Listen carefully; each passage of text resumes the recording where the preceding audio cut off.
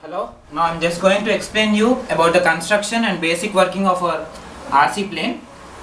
Initially about the construction, coming to the wing, we have chosen high density thermocol so that it will be strong and it's very lightweight.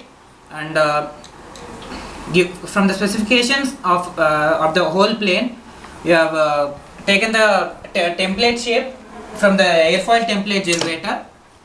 And then we have using the emery sheet we have sanded it on this so that the exact symmetrical shape is found on the whole wing.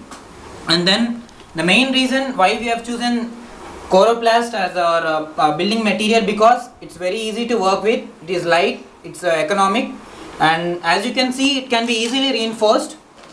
You can see this is a chloroplast material, it has lot of holes here.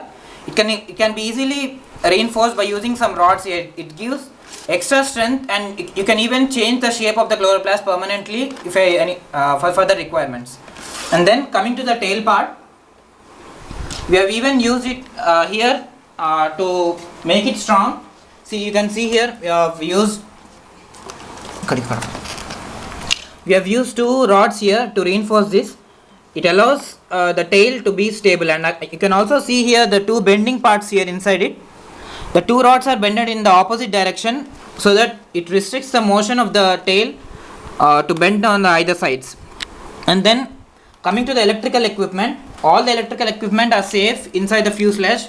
They are fitted exactly inside it, all the servos, the receiver and all the LiPo battery inside it, and each and every electronic component is positioned according to the center of gravity of the whole plane.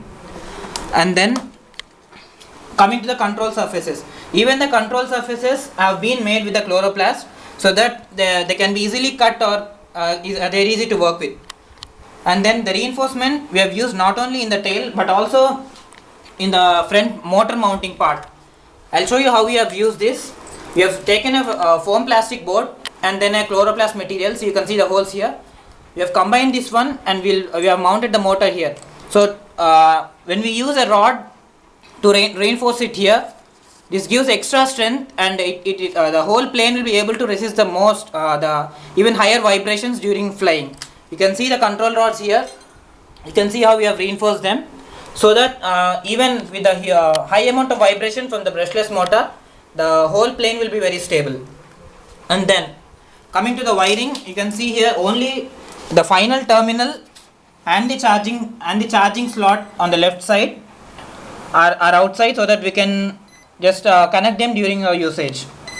And then the working of the control surfaces,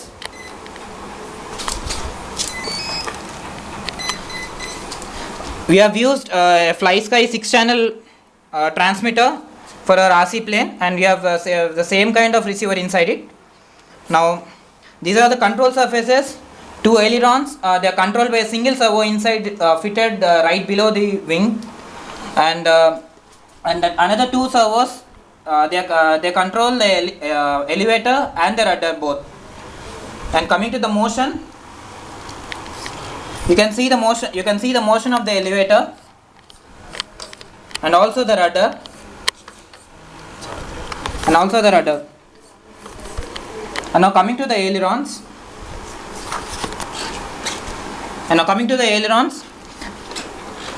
You can see the motion very clearly, and we use the ailerons just to have the rolling motion controlled by a single servo, and the elevator to increase its altitude, and then a rudder to change the direction for the yaw movement. The elevators for the pitch and the rudder for the yaw. Okay then. And why we have chosen the symmetrical shape? Because the symmetrical has less high drag, and it has less lift, so it's very sensible, and we can easily control it during all the aerobatics performed.